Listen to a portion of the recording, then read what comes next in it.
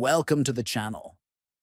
Today we are going to explore how to add a card description in the Trello app on your phone.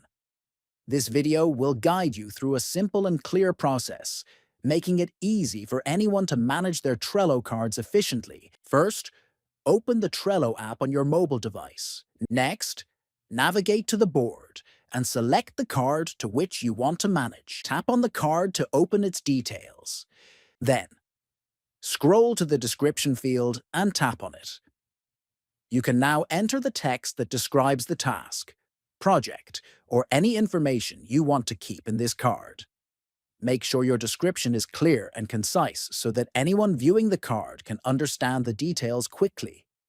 Finally, once you finish typing, tap the Save icon located at the bottom right corner of the screen to apply the changes. Adding descriptions to your cards in Trello helps you stay organized and ensures that everyone in your team understands the tasks at hand.